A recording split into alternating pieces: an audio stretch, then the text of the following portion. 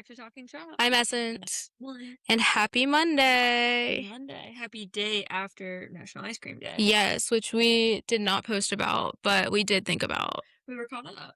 Yeah. What were we caught up? Oh, the World Cup. We were caught up in the World Cup. We were. The World Cup and cleaning. Yeah, and you went to the gym.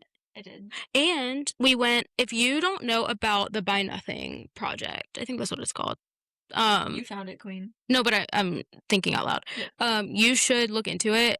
If you're not on Facebook, it's a good enough reason to get a Facebook, even if it's just for words are hard. Joining the group.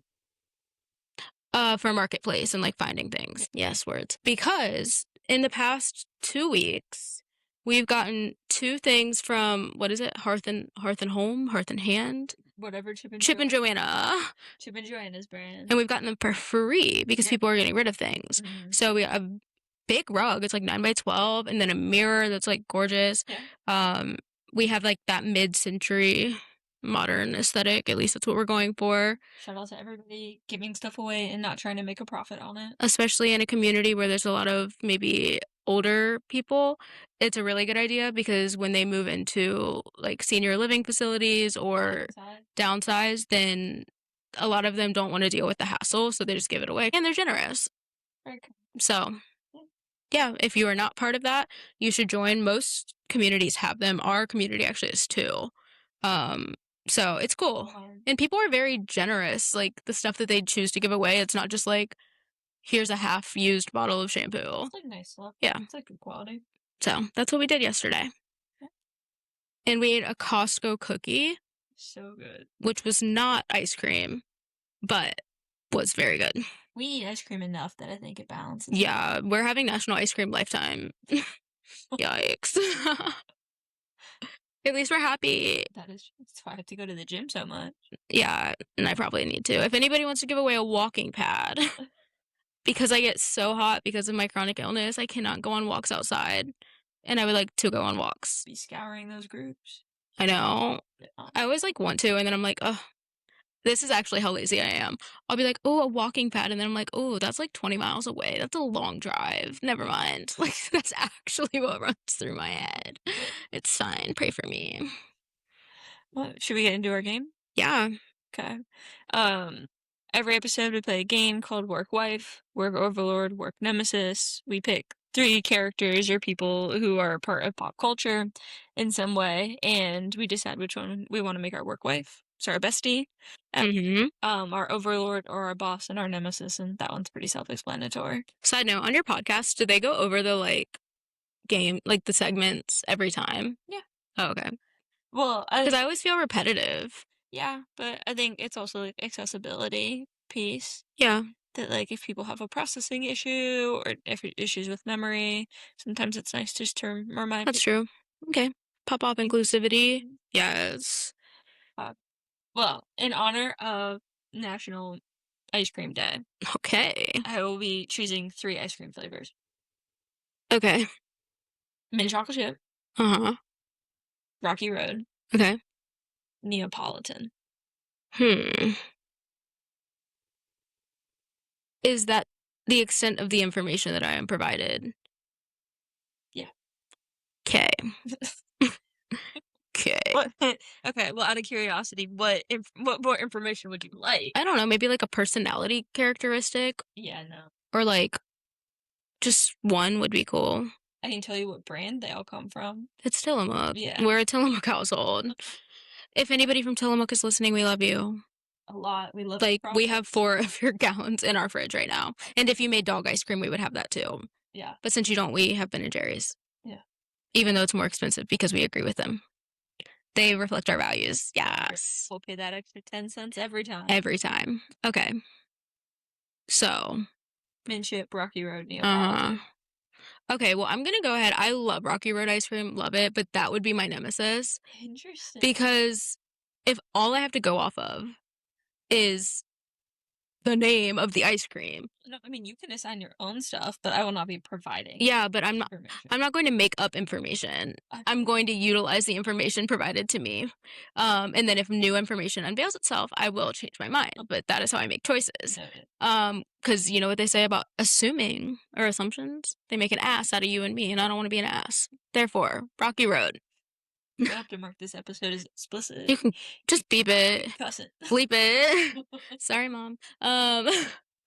So Rocky Road, there are a lot of things I want in life that have to do with Rocky Road, but a coworker is not one of them. And for that reason, Rocky Road will be my nemesis because I don't, yeah, self-explanatory. Okay. That seems chaotic. Mint chocolate chip, love, classic, consistent for the most part. Yeah. So that would be my work wife. Mm. Dependable. Okay. It's like a little different, but not too different. You know what you're gonna Yeah. get. Yeah.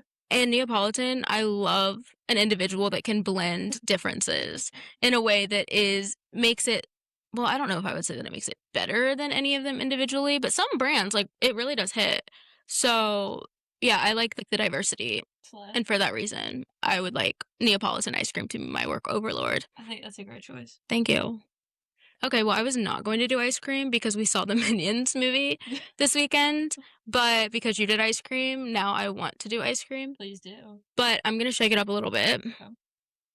You're going to get ice cream truck options. Yes. Okay, so the SpongeBob one with the gumball eyes. Okay. I guess clarifying question. Yes. Are the eyes all there, and are they in the? This is the highest quality of each thing. Okay. So like it is what you want it. It looks like it's on the package. No. Okay. No. Like in its best state. This is first day of So work. the eyes are in the Yes. and it has them. Yes. Got it. So you're getting SpongeBob with the gumball eyes. Okay. Because at one point I think they switched it to something else and that was weird. So I just wanted to specify that it was in fact gumballs. Second, Push Pop, like the orange ones. Like the Flintstones ones? Yes. And lastly will be a Bomb Pop. Commence. Commence is wild. You know, trying it out. I guess confession. I've never had one of the SpongeBob. Oh my god. I'm a Chipwich girl. I love myself an ice. Did you even get an ice cream truck in your neighbor? Some like not in our neighborhood, but because you you didn't really live in a neighborhood. You lived on like a street. Not in suburbia. I mean, the hood also has ice cream trucks. Yeah. I think more like the neighborhood that we live in now, where like yeah, I grew up in one where people were like more spaced out, and it was in an area that was like less developed. You lived on like land. Yeah. So more like it's not country, but like people from around the world would maybe associate that with more like country-ish than like suburban. Yeah. Wow. SpongeBob. Dude, we're gonna have to like maybe this will be like a video. We should have done this yesterday. That would have been a great segment, but we were tired. To do like trying all of the things. Yeah. And we're gonna have to go to like a corner store because that's the only place you can get them individually. And I'm not buying like boxes of 8 just so we can try one. Yeah. Okay, so one is mysterious. It is a mystery. For I think the same reasons that you made Neapolitan your overlord is the same reasons I would make a Bomb Pop mine. Okay. We love like a cohesive profile, so like things that work well together but have their own unique individual identity. Do you still feel that way, given that the colors that are being unified are in fact red, white, and blue? Yes, I mean, while I do not currently agree with how our country is being operated and run and what people are having to endure as a result of our government. Boo, boo, tomato, tomato. Tomato. I do believe that like at the heart of American ideals is one of like diversity and uniqueness. And yeah, if you dig. And deep down. Recognizing that like people who did not fit in the place that like they originated from had a space to come and be. Yeah, the Great American Melting Pot. Right. Shout out to Schoolhouse Rock, which we've also been enjoying. Yeah, that has been good. So I think like at its heart of ideals, I do believe that America is about celebrating our differences. I do not believe that is the direction our country is currently taking. Okay, but the Bomb Pop is a reflection of that. Correct. in our household. Yeah. Okay. Yeah. Slay. It is not an endorsement of the current government, but it is an endorsement of the ideals of diversity. Yeah, slay. Love. So, I guess long-winded answer. Bomb pop. Pop is my work overlord. Um, the push pop, I'd make my work wife. That is, like, a consistent treat, it's solid, it's, like, refreshing on a hot summer day. You gotta push it a little. You gotta push the buttons a little bit to get what you want out of it. Work wives, you help like make each other better, come out of your shell. Yeah. Dude, we make the most compelling arguments for like inanimate objects Yeah. to be employers. Yeah. And, like, who doesn't love a Flintstones push pop? Yeah, can't say. I did not like the Flintstones vitamins Oh, as a child. yeah, that's how I got cavities as a kid. Say more. I would cheek my vitamins because Uh, it tasted like candy, and so you wanted to like savor them? yeah. Not you savoring the vitamins, and I was throwing them in our garden. So I'd cheek them and hold on to them, but then they'd sit on my, like, baby teeth, and I got cavities because I just had straight Oh sugars. my, how long did they last? Like, were you making it to school? I think I got them at night. I don't know, I'd have to ask my Oh, mom. stop. So you would like brush your teeth and then just ruin it. Yeah, I don't know. Yeah, so I had bad baby teeth, good adult teeth, though. Lucky you. I had bad both. At least I have a nice smile. At least you're pretty. Yeah, my hair makes up. Yeah, so shout out to the Flintstones push pop. Which makes your nemesis. An unknown. I feel like it is incredibly inconvenient to be eating ice cream and also trying to chew bubble gum at the same time. You don't chew it at the same time, queen. Where do you hold it? You like, Where do you hold the pieces of bubble gum? well, you go on the outsides first. Like my strategy, right, is like to go around the square and then you have like a normal sized popsicle Yeah. and then you kind of finish the rest. It's like a quick, we'll just have to do it. I don't know how to explain it to you. If anybody knows how to explain how to eat a character popsicle, well, ice cream bar, I guess, Yeah. with the gumball eyes without having to actively chew the gum the entire time, Because, like, please explain it. if it's at the eye level, it's one of the first things you encounter. That's only if you eat with your teeth. Yeah. You're a biter. I'm a sucker, a licker. I don't We're know. gonna have to edit that. No, keep it in. Somebody's gonna clip that. I'll clip it and be like, log in to hear what we're talking about. That is clickbait. Yeah, I don't bite with my teeth because sensitive. Yeah, well, what else would you bite with if it weren't your teeth? My claws. My gums. Not you gumming it. One day, maybe. Yeah, If the world is not good to me. I just think conceptually, to eat around the gumballs become more of an inconvenience because now I'm having to strategize when I should just be enjoying. Okay, valid. I understand why that is your perception. Given that you have not had the experience, like I get conceptually how you got there. So, Okay. nemesis. Happy day after National Ice Cream Day. Yeah, I mean, celebrate all year, people. your entire life, like us. Yeah, We're always celebrating ice cream. eat enough ice cream to make up for the fact that we did not eat ice cream yesterday. Yeah. Shame on us. Well, we have our Pride Month tradition that involves ice cream. We need to like add this. It should have been on our calendar. I don't know what I was We need thinking. to go to Rita's because today they dropped that Shirley Temple ice. Ooh. So Okay. Also on the 30th, Cheesecake Factory, you're getting buy one get one half off, I think, because it's like National Cheesecake Day or something. So if you like food, so Japanese. yeah. Okay. Amazing. What's coming up in therapy this week? This past week, I guess. I was like, it's Monday, but I had a busier therapy week, so I guess it's a good sample size.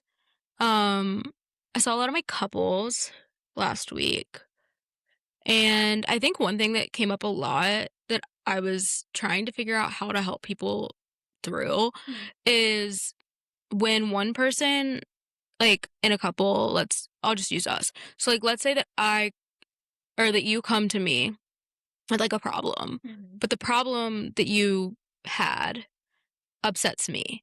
Like, you're like, oh, you made a dinner and I just like really didn't like it. And rather than really being able to, like, receive what you're saying, Mhm. I my emotions about what you said are so big that it takes away from, like, the original point.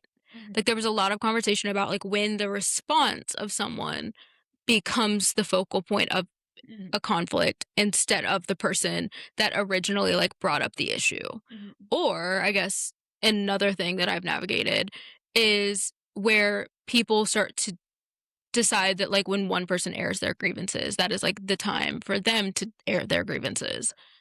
Yes, well, it's like, if you said, "Well, I didn't like dinner that you made last night," and then I'm like, "Well, I didn't like when you made this 3 months ago, Mhm. so why are you bringing this up to me? Because, like, I have that problem too." Like, that energy, Yeah. and trying to help people understand and, like, create space where they can hold their emotions, I guess, enough to not make somebody else's problem about them. And you can obviously be impacted because if you came to me and you were like, "Yeah, your dinner sucked," like, I would be sad. Yeah. But also the goal or the point of that would be to talk to you about, like, what is going on with you. So I think that's, like, a relational dynamic that has come up a lot in therapy. I don't know, have you had that happen?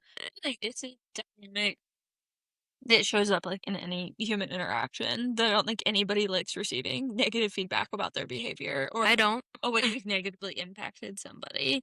Um, and I think it becomes something that not only happens in, like, a one-on-one dynamic, it is something that happens in, like, organizational culture. It's something In that families. friendships and all of these things, I think we as, like, humans do not like disappointing other people, like, creates very icky feelings, and Mhm, shame is a very powerful emotion that I think drives a lot of behavior that people don't realize just how impactful, like, shame is. mhm. Um, I think, like, shame drives a lot of impulsive behavior. Say more. It creates such, like, distress within us to, like, feel shame Mhm, that we work really hard to get rid of that emotion as quickly as possible without fully thinking about the impact of what is going to happen as a result of us trying to, like, get rid of that emotion.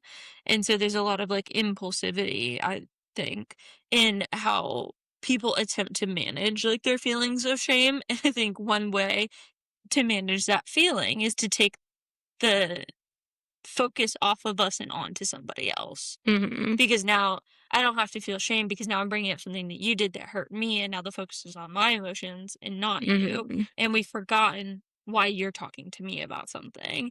And some people do that maliciously. I think I was gonna ask, like, do you think that defensiveness is always shame-based? not always. Oh, I think shame is a core emotion. How shame impacts other people or like how it manifests or like the intentionality behind the behavior I think is up for debate.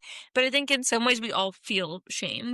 For sure, yeah. We might not use that word. I think some people intentionally take the heat off of them. Yeah. I think for a lot of people, the intention is not to, like, essentially rubber band the emotion back to the other person. Mhm, But I think people lack the distress tolerance to be able to sit with it, accept their own accountability, and mhm. come back. That impulsivity is not intentionally harmful, but at the end, it is harmful. Yeah, I mean, it makes me think of wise mind, which is like a DBT concept, where we have 2 states of mind, our emotions and our, like, logic. And our emotion mind is, like, very hot and reactive and focused on the moment and, like, how big we're feeling and what our feelings are, like, telling us we need to do. Where reasonable or logical mind is more focused on, like, the facts. It doesn't really take into consideration, like, amount emotions or values or anything like that. It's really just like 1 plus 1 is 2, and this is Mhm. the rules and that kind of thing. And wise mind is taking the best parts of emotion mind, which is like doing things that are aligned with our emotions and our values and the people that we want to be, and the logic and reason of doing things in a way that works and doesn't, like, harm us. And I think that when shame is almost like always going to take over the brain and, like, drive into emotion mind. It's very hard to use reason and logic Yeah. in a state of shame. Yeah. I think the impulsivity piece is often more about trying to get rid of the emotion than it is trying to process the emotion. um, Yeah, I would say like 90% of the time when people are experiencing that, it's whatever they're doing is to make the emotion go away, not to work through it. yeah, and I think when it doesn't evoke shame, people can kind of sit with it and be like, "Mm, that was a fair shot." Like, Yeah. I think context is really important, like, in the context of, like, a roast, right? Like, everybody knows what it is, everybody knows you're gonna be, like, coming after, like, your best and worst Yeah. moments, and people, when they have the expectation of that's what the environment is going to be like, "That was a good shot," like, Yeah, like that was yeah, funny. like, you got me on that one, but I think when it catches us off guard or we believe that the relationship is different or the context is different, Mhm. that quick, I think, switch up, Mhm. it doesn't allow you to sit with, like, the words that are coming out of that person's mouth, Mhm. the behavior that they're bringing up, and we only focus on our reaction to what was said, and we Mhm. focus less on what was actually said, like, the feedback that was actually given to us, for Mhm. us to decide if that is feedback worth accepting. Yeah.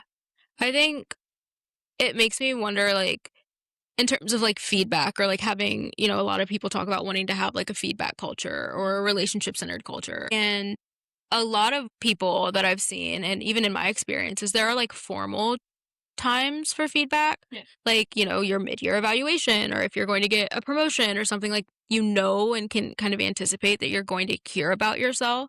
Um, but I think it's unrealistic, I guess, to contain feedback into only formal channels. The quarterly. Yeah, because, like, some things need feedback, like, in the moment. Yeah. And I think you made me think about, like, a lot of people who struggle with that. It's because they're getting unexpected feedback. Yeah. Um, Either the time or the actual content that's being shared with them, don't align with kind of what their own view of themselves. I guess that becomes the question, is like, how do you get around that, knowing that sometimes the feedback that you give is going to be unexpected, or the feedback that you receive is going to be unexpected or unwanted, and then what? It's a difficult balance to strike because I don't think anybody's ever going to be sitting in a room and be like, I'm ready for all feedback you could ever possibly give me. Mhm. At any point in time, you just tell me. Well, the people that do that are anxious Yeah.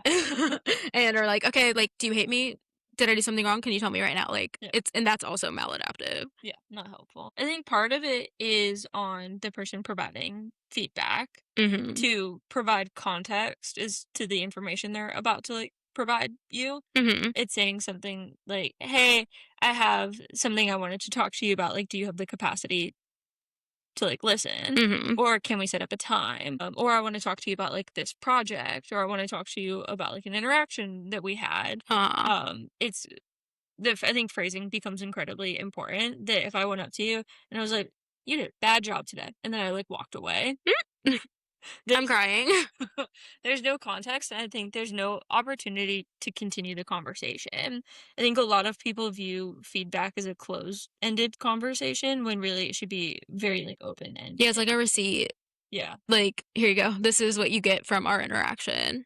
Mhm. I think there's an opportunity to for the person providing the feedback, I think the onus is on them to open the door to a conversation. Mhm. That it's an introduction to an attempt to like repair if a rupture happened or an attempt to like improve. Mhm. And for the person receiving feedback, it is, I believe, their responsibility to effectively manage and cope with their emotions Yeah. so that they can work past their initial reaction, Mhm. participate in the conversation that they're being invited into.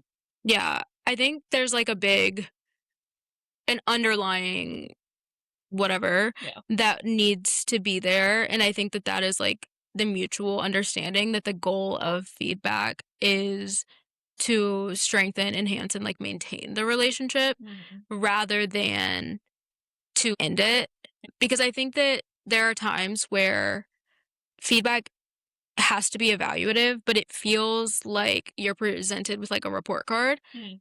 or it's like, "Okay, you're doing a bad job, and therefore, like, you're fired." Yeah. And I think if that is the assumption, that, like, every time that you have to have, like, a conversation, or, people always talk about when it's like, "We need to talk," Yeah. and, like, how your brain is like, "What do we need to talk about?" Like, Yeah. you just start spiraling because there's not enough like context there, but I think that if you are in an unsafe relationship, you're going to assume that that means not good things for you. I think the goal of feedback is nobody should be ever caught off guard that they are being put on like a performance improvement plan or that they Yeah, like the intensity of the feedback should not right. go from 0 to 100. You shouldn't be caught off guard, and I think that becomes a difficult dynamic to manage in Mhm. non-formalized feedback is you want to provide people feedback to give them an opportunity to change their behaviors, whether it's through their work or because of their Mhm. interactions interpersonally.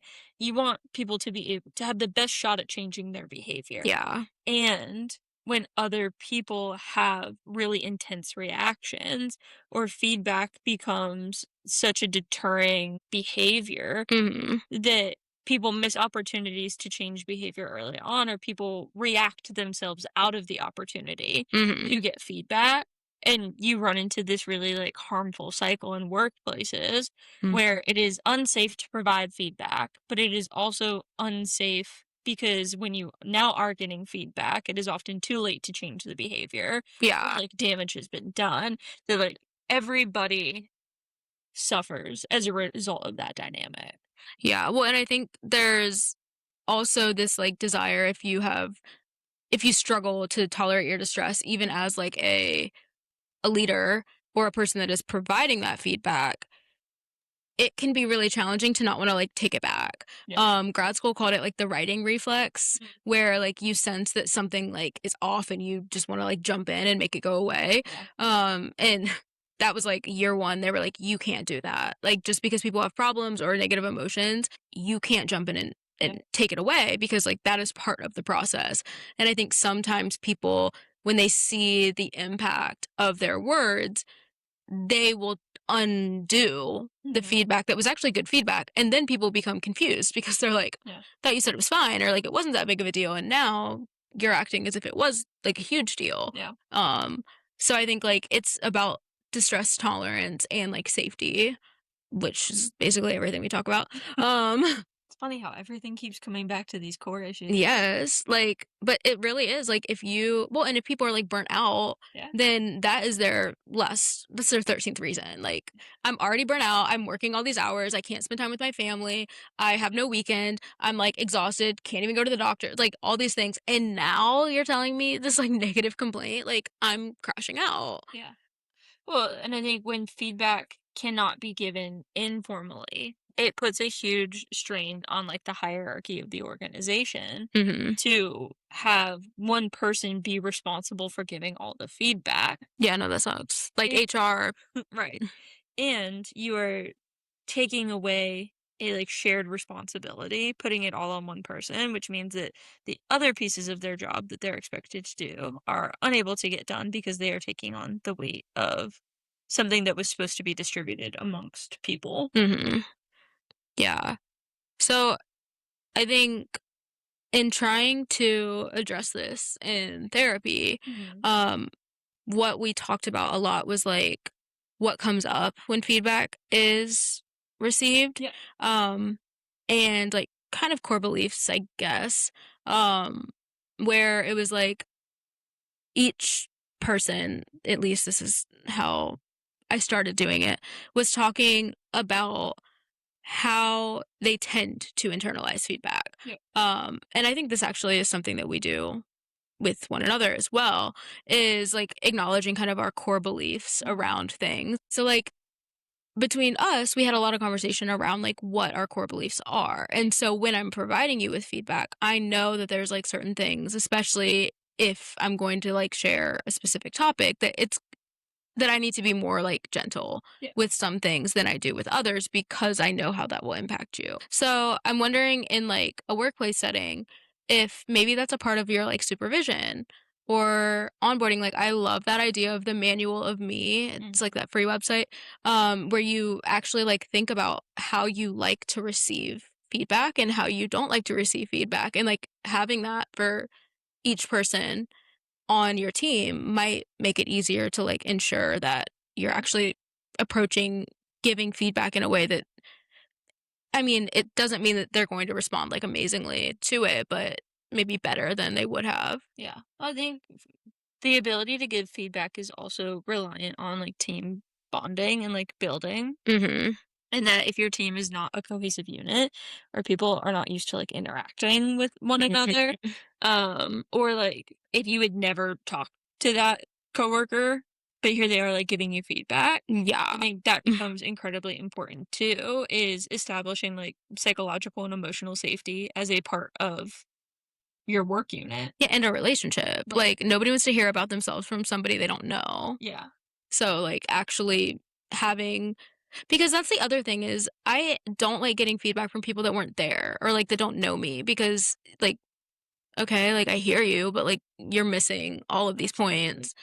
Well, I think another piece of it too is when we go to like organizations, especially I think nonprofits are a great example of where there's a personal investment in the mission and vision of the Mhm. organization.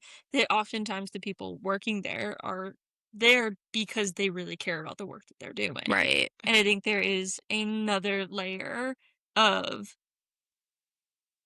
I don't know the right word for it, where, like, defensiveness might come in, or Mhm. another layer where I think, like, shame would be present in some way, that if your job is very aligned to your values, Mhm. that feedback not only becomes about, like, the work that you're doing in your job, but also, like, Who you who are. you are as a person, Mhm. and I think that becomes another important piece of, like, the onboarding process when we bring people into the Word. nonprofit or the philanthropic world, is being able to separate your job from your values and Mhm. understanding that while they might be aligned, they are not intertwined. Yeah, definitely.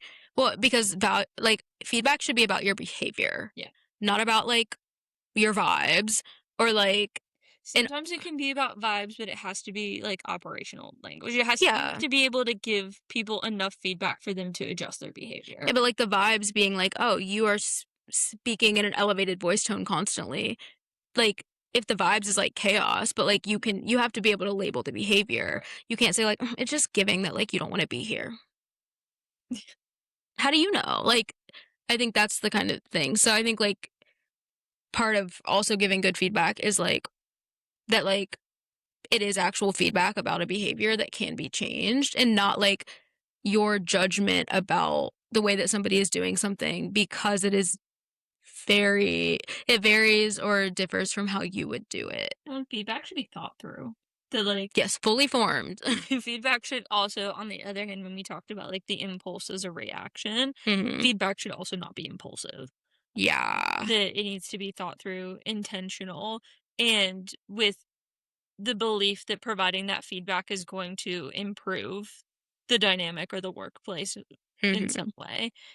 Feedback for the sake of providing feedback is not enough of a justification. Yeah, it's not fun, useful, or, like yeah, just not necessary. Yeah, and I think feedback should also include what behavior should be changed Mm. and how it should be changed, and, like, if you don't know, if you're like, "I don't like how you did that," and it's like, "Oh, okay, like, what do you want me to do differently?" And you're like, "Well, I don't know, I just didn't like," that's useless. Feedback should include very clear, like, label of what went wrong, why that was wrong or, like, unhelpful, and then what would be more helpful. Well, and if you don't know how you want the behavior to be different in the future, you can still provide feedback, but you need to be clear that like you don't know what, like, that's an opportunity I think for like the conversation piece is like, hey, like I wanted to let you know that like this behavior impacted me in some way. I don't quite know how to move forward or what could be different. I would love to have a conversation with you about your perspective and for us to figure out a pathway together. I think I kind of disagree Mm. with that piece, and, like, this is just how I am in, like, all areas, is, like, I don't think you should offer a complaint without a solution, even if that's not the solution that is chosen, Mm. but I think that maybe the solution is, I would like to talk about how we can make this feel better for each of us, and, like, that is the desired behavior, and then, like, going into a conversation like you said, but I think that I have been on the receiving end of, "You hurt my feelings," or, like, "You did this wrong," or "You made me look bad," whatever it may be, but no guidance makes it feel like you're walking on like, in a minefield, Mhm. knowing that you're not naturally doing what you're supposed to, but not knowing what you're supposed to do instead, I think actually, at least for me, has created more mistakes And I would have preferred that people thought it through or had a conversation with me and asked for my feedback. Like, hey, how did you think that Well, presentation went? that's what I was trying But like as the yeah. feedback, like Yeah. because the way I understood you saying was like, hey, this hurt, like kind of leading with like the impact. But I think if you don't understand what I should have done differently, then like I don't always know the impact. Like, how do you know that that's the impact? Does that make sense? Like what I'm trying to say? I think it's like it goes back to like the open-ended versus like closed-ended conversation. Mm-hmm. I think if your goal is to just make somebody aware of their behavior and to not be a part of the conversation Mm-hmm. beyond that, then your feedback needs to be incredibly thought through and clear. Well, I don't think your feedback has a play. Like, I think, yeah, I'm like, well, if your feedback is just I didn't like that, then like if you're not willing to like go through the effort that would be required to like actually change that and make sure that it's different and everything, then I feel like you got to choose your battles. But that's me, and not everybody's going to agree with that approach. So I'm interested in your thoughts about that as well. Yeah, I think there's going to be times where like feedback is like very clear cut that like that's not how an organization does something. It's a violation to like the rules or expectations. Sometimes I think that is the feedback that you're gonna get. Yeah. It's like, "That's not your job description, like, leave it alone," Mhm. is feedback. And I think that is a more, like, closed-ended conversation, like, that one's not up for debate. Yeah. And I think the open-ended conversation gives some room for you to not have to be as, like, concrete, but for the more, like, human process, Mhm. being like, "Hey, this thing didn't feel right to me," or like, "I noticed this behavior and this is how it impacted me in some way." And that's where you have the opportunity to, like, offer up a solution. You have the opportunity to, like, listen to somebody else's perspective. You Mm. have the opportunity to come up and say, like, "Hey, this didn't quite sit right with me. I don't know what would feel good. I would love for us to have a conversation about this to figure out a better solution that like meets both of our needs." I think is the open-ended part of feedback.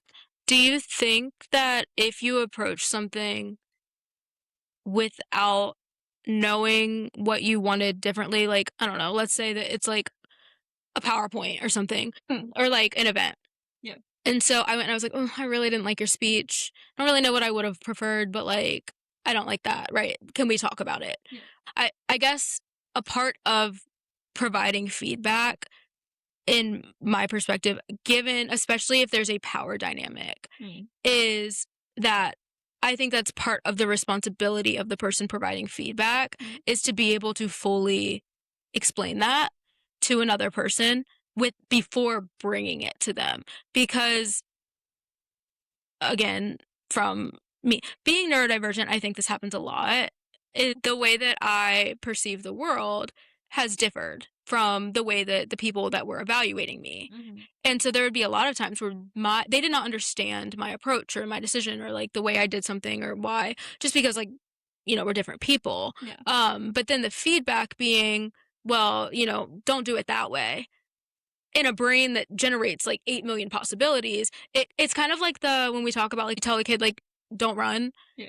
It feels kind of like that Yeah. to me, is like, okay, well, I know now that I'm not supposed to run, but I still don't know that I'm supposed to walk. Mhm. And I guess that's what I think about with feedback, is like I do think that on the person providing the feedback, you should flesh it out enough to have a conversation. But then I'm wondering if maybe we're just defining feedback differently, because I think I'm thinking of like evaluative feedback I specifically. think there's a lot of like obviously different kinds of feedback and different Yeah. power dynamics and things like that. Like when you were talking, I was thinking about the difference between like divergent and convergent Mhm. thinking styles. Is like for me, sometimes like I know when something doesn't sit right, but I don't have a solid idea of like what could be done differently Mhm. because like the way my brain operates is, like, very sequentially to, Mhm. like, domino effect, and I know the way that your brain is, like, thinking about, like, 10 different ways that that It's like could relationships between things. yeah, and so I think sometimes as a person who's bringing, like, more convergent thinking feedback, Mhm. they're like, "I know where in the sequence something went wrong, but I don't always have a fully, like, I know this thing will be, like, fit right into the sequence. And so, like, going back to, like, the brainstorming process is, like, jumping back with that person earlier on in the process. Mhm. It's like, "Okay, well, we were here at the product, but something with the product didn't feel right, so let's go back where, like, you and I were sitting in the room just, like, coming up with these ideas to see, like, what could be different." Mhm. And I also think too, when you were talking about, like, the command piece, is, like, we know exactly what we want from that other person. That also relates to a relationship where there is an inherent power dynamic. And I Mhm. think a lot of the times, informal feedback is coming from, like, a peer or somebody close to you on, like, a power scale, not necessarily somebody who's, like, higher up. You And think? I think when it comes to, like, informal feedback, yes. I think when I think about feedback in the work sense, and this would be, I guess, maybe something to ask people that are listening, Yeah. um, like where you get feedback from more, because at least in my experience, in school and in my workplace and everything, the only people that were like truly like invited to give me feedback were people that were over me, like supervising me in some way. I think our schooling is not the best example because there's an inherent power dynamic until you get Well, licensed. no, like even like working in other jobs or fields, like even when I was like nannying, like I was a part of like a babysitters club essentially, and like the only people that were invited to give feedback were the people receiving the service. Like there wasn't a way for us to like evaluate each other or Watching each other. no, Job. no, there were times that like multiple people would come together and like do a sit or do something like that.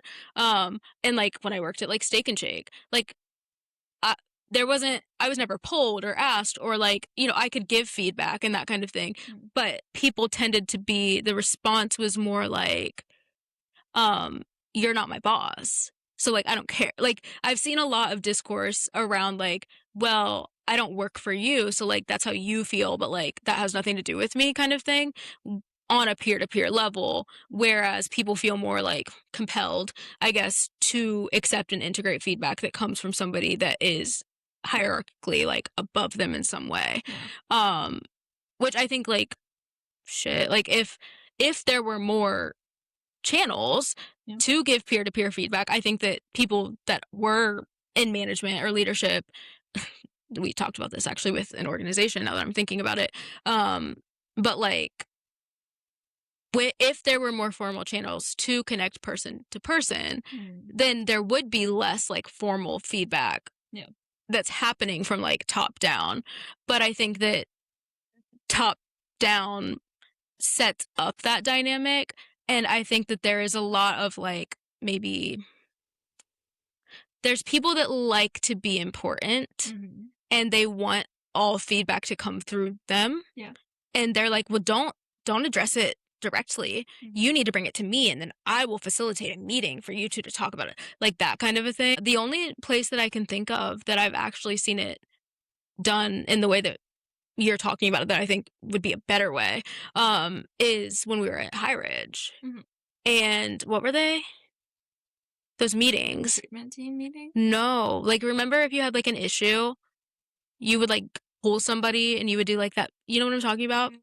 I don't remember what it was called, but it had, like anybody could, like, request A red flag meeting. oh, it was yeah, like a red flag, and, like, anybody could do that to anybody, and I think that element of trauma-informed care, obviously, like, that hits on what we think is Yeah. best anyway, but I think that is not a common Mm-mm.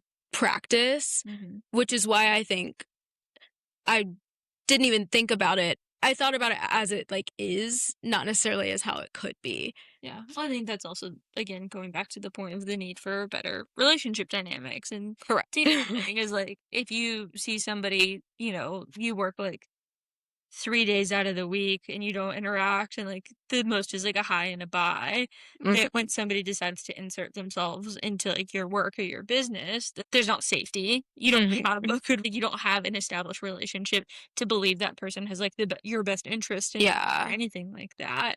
And so I think it comes back to the culture of the organization and the culture of the staff that is being curated, Mhm. that I think before feedback, especially like peer-to-peer feedback, becomes an essential part of your organization's functioning, you have to ensure that the dynamics are psychologically safe and Right. that everybody can assume the best intent behind somebody else's thing. I think that is the thing that helps pull people into wise mind is the Yeah. assumption that that person is providing you feedback in some way or that person is speaking to you Mhm. because they value the relationship or because they value the work that you're putting in and you can Right. assume the best of somebody's intent.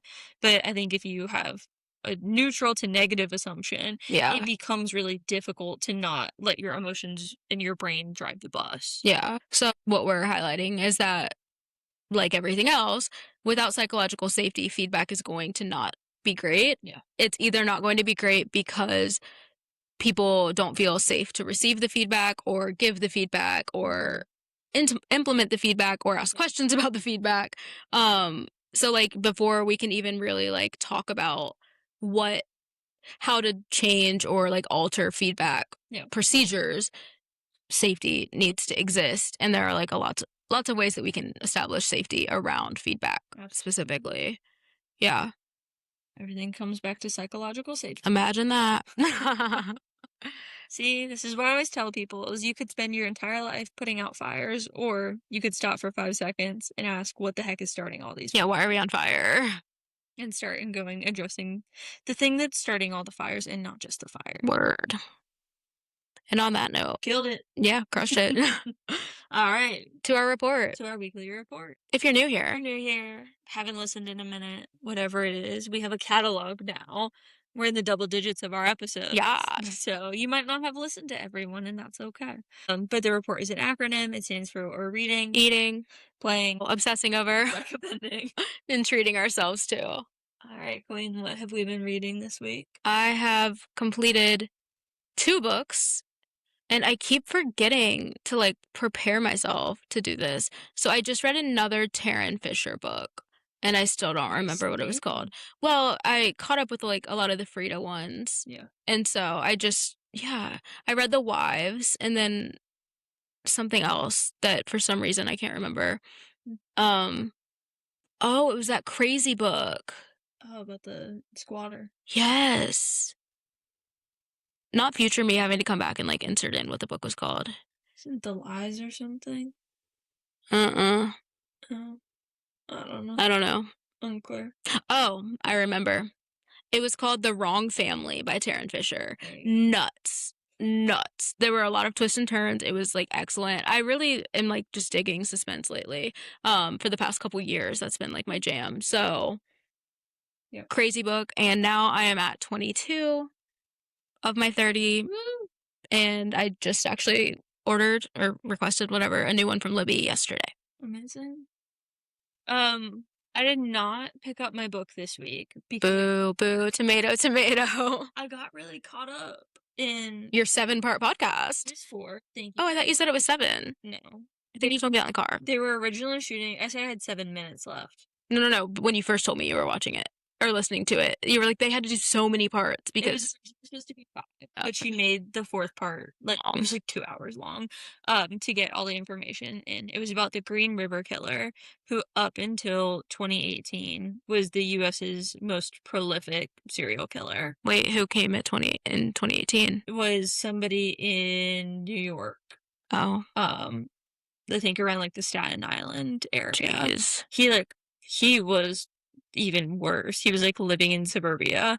It's like, yeah, it's a whole other. I think he might be in prison now or like awaiting trial, something like that. He Yikes. killed even more. But Gary Ridgway is the Green River Killer, and he was active from 1982 to like the into the 1990s.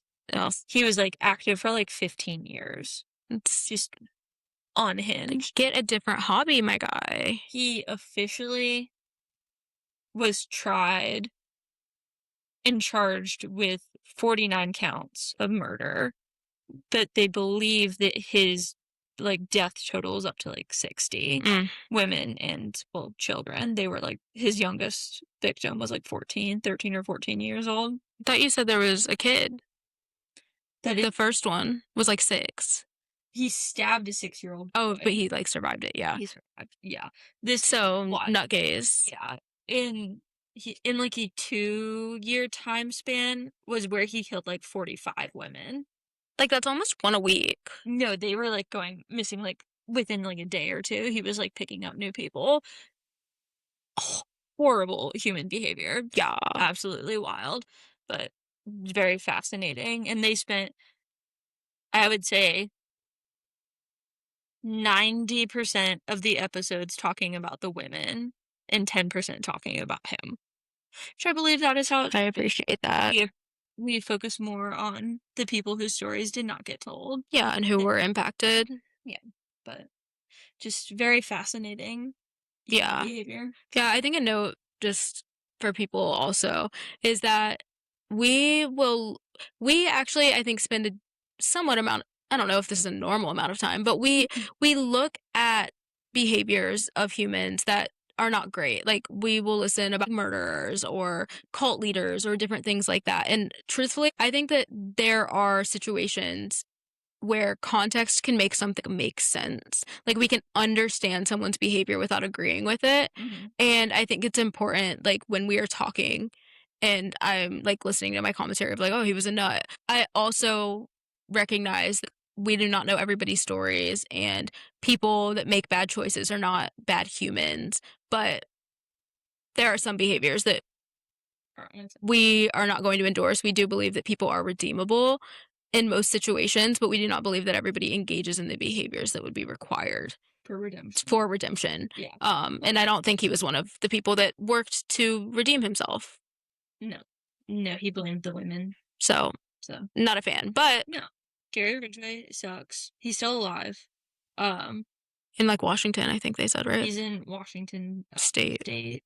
But yeah, I think what I like a lot about how Morbid does their work is they focus a lot on centering the victims. Mhm. There are some people who are just like some serial killers or like murderers who are so problematic that they won't even say their names. Like I think I listened to one episode where they never said this person's name Mm, because they believed it was a disservice to even give him any publicity. yeah. And then one thing that they also say, like, you can feel sorry for the kid and still hold the adult accountable for their behaviors. Yeah. Like I think there's not like one serial killer who did not have some level of trauma Right. happen in their life, and you can feel really sorry for like the child that that happened to.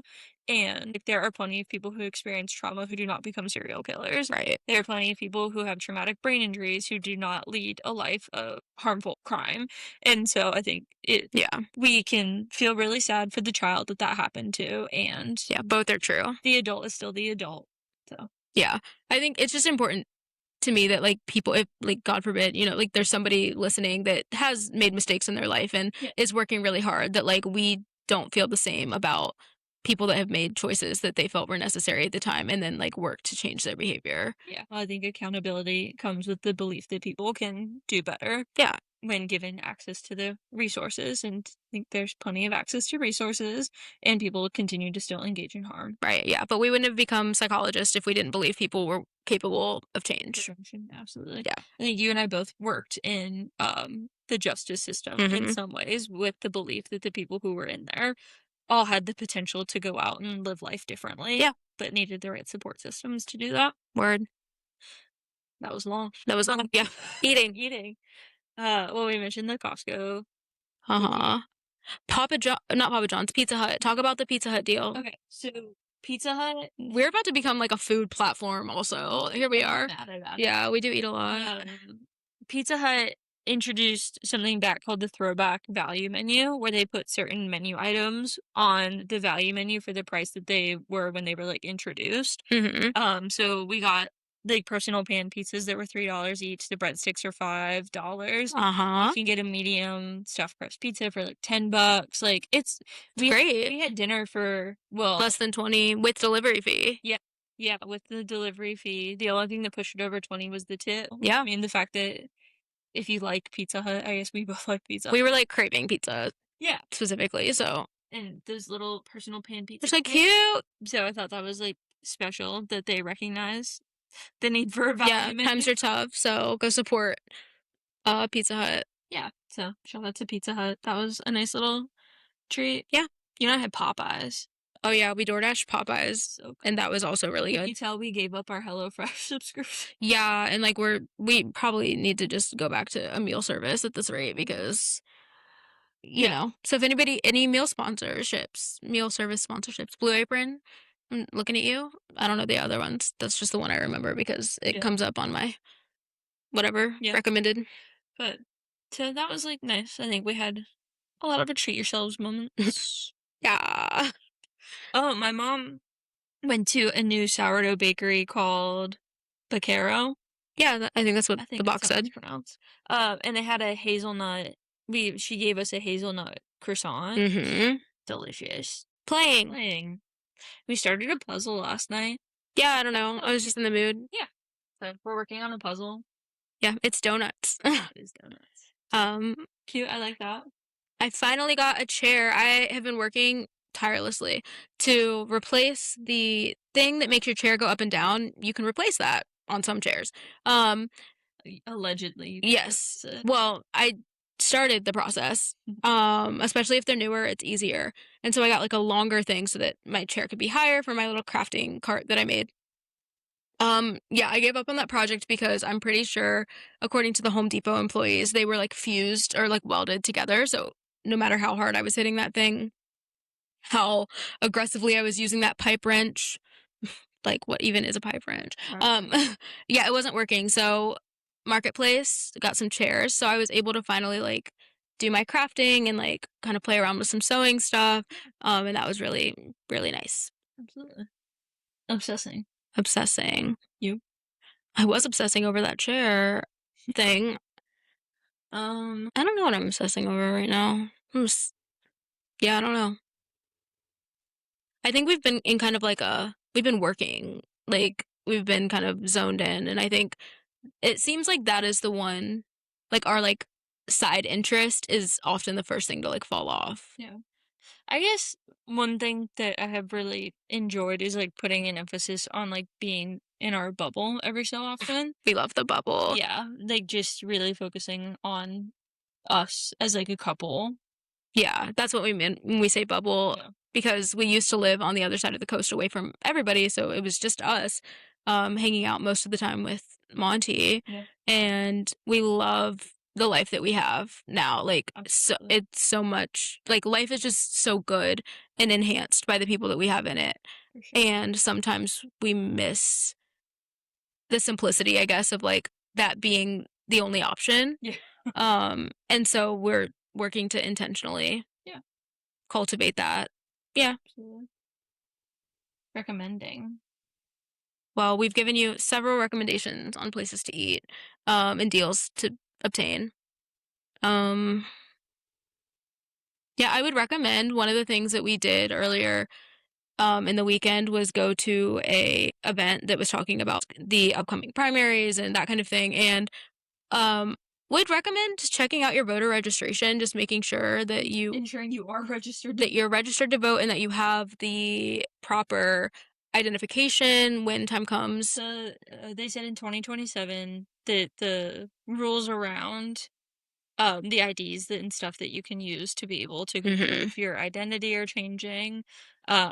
Would highly recommend going out and learning about the candidates. Every candidate typically has some kind of public speaking event that they host, or go checking out their websites. The woman who was from the League of Women Voters, who was teaching us about all this stuff, gave us a website. It's Vote411.org, and every state you can like pick. It uses your address to tell you what like congressional districts you're in, what Senate seats you're able to vote for, and then it'll tell you all about who's running in your elections. And so we definitely recommend educating yourself that some states have closed primaries compared to open primaries. So Florida is a closed primary state, so you can only vote in closed primaries for people who are within your political party. Yeah, there's a lot of like things that are happening. Yeah. So, and if you do not have a driver's license, you will still need a real ID to vote. So you'll just have to go get like a state ID Yeah, or a passport, They but they something. won't take your student IDs anymore. They will not take debit cards.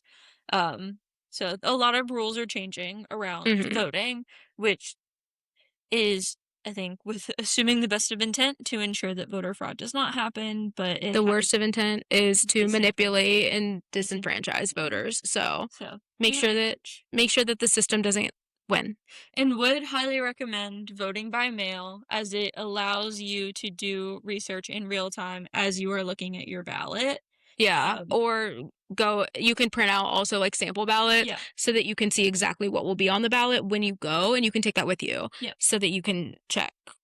And I think the most important thing too is while polls close at 7 p.m., as long as you are in line, they legally have to allow you to vote. So if you are in line by 7 Mhm. p.m., stay In in line. line because they cannot tell you that you're not allowed to vote. Yeah. Because the line closes at 7. The polls close when the last person in line votes. Yes. That part. Yeah. Social justice. Woo! Treating. Well, we treated ourselves to a lot of snacks. Yeah. We had, I think, like we had a nice morning. We woke up and we took our dog to get his nails trimmed and gave him a bath, and we treated ourselves to breakfast, and he got a pup cup at Starbucks. Yeah. So it was a good morning. Yeah. So, Treat yourself to a nice little morning to get your day started. yeah, Mondays are important, they set the tone. Word. So, that's that. That's our weekly report. Yeah. What's yours? Throw it in the comments. Yeah. Shout out to Steven, who was the first. Steven is texting us his weekly reports, and we love him for it. Yes. That's how we get new ideas. Good job, Steven. Yes.